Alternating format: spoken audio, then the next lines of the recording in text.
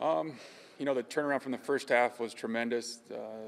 These young players to make adjustments from the first half and get steamrolling through the second half and put them in position to make the playoffs is a win in itself for us.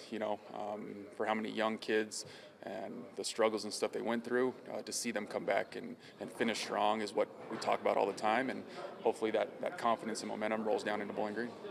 The schedule allows you to see this group quite a bit. What do you know that you can take into this series and work for you?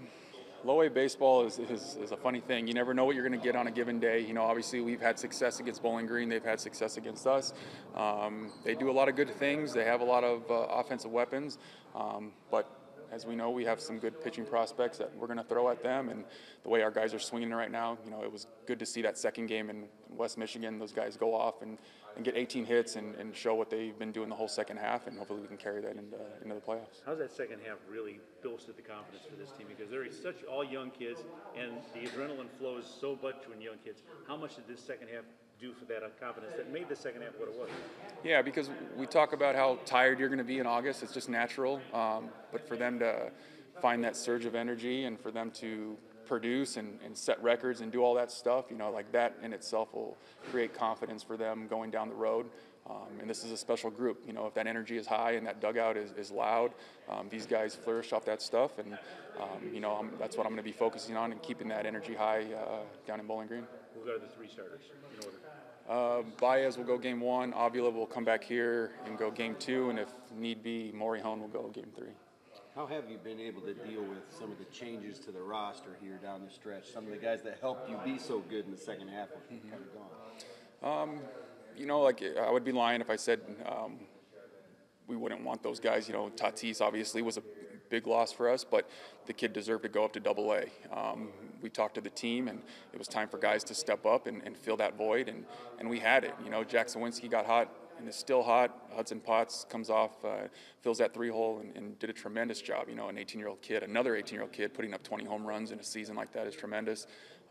And they took it upon themselves to take the challenge on and fill that void, and I don't think anybody else, the group did this together, so one guy missing like that is not a huge deal. These guys did a good job. How tough is this trip for them? 6 hours down there tonight, 6 hours back tomorrow, to be ready just for the 3 games?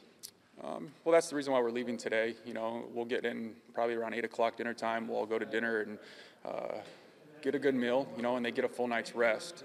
Both teams will be coming back and getting in around 4 or 5 o'clock in the morning, but it's already predetermined, so we know what to expect. We've done it before. I think a lot of these guys that haven't gone through playoff baseball before are going to see the surge of energy regardless of how much sleep they don't get. And we'll take it one day at a time, and when we get back here, we'll be ready to go game 2. A short series, game 1 becomes so much more important when it's such a short series.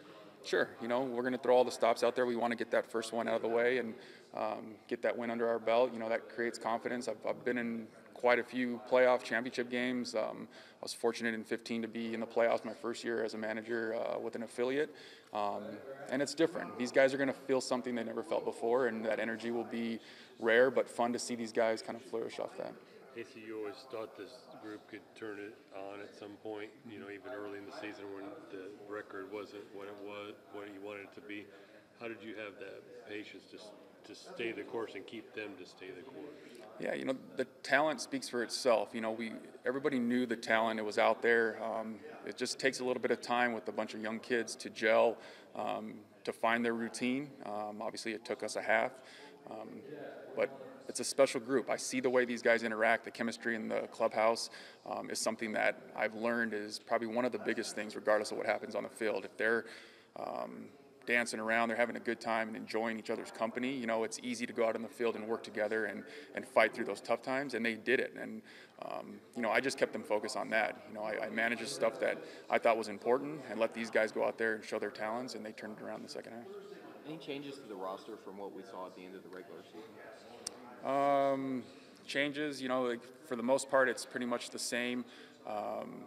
We have Will Hayden coming back and meeting us in Bowling Green. We have an addition on the offensive side of Robbie Podorsky, who's going to join our team. He was a speedy leadoff hitter for Tri-City, who can be used off the bench in a pinch running role. obviously we can keep a couple guys off the roster for this first series, guys that won't be pitching or anything like that. So that's how we'll adjust it. But for the most part, the lineup is going to be familiar. Obviously, we have Zunica and Green and AJ back in the lineup, which is huge for us. And I'm still kind of piecing it together, just kind of going off my gut for this one. And when we get down there, we'll see what we got.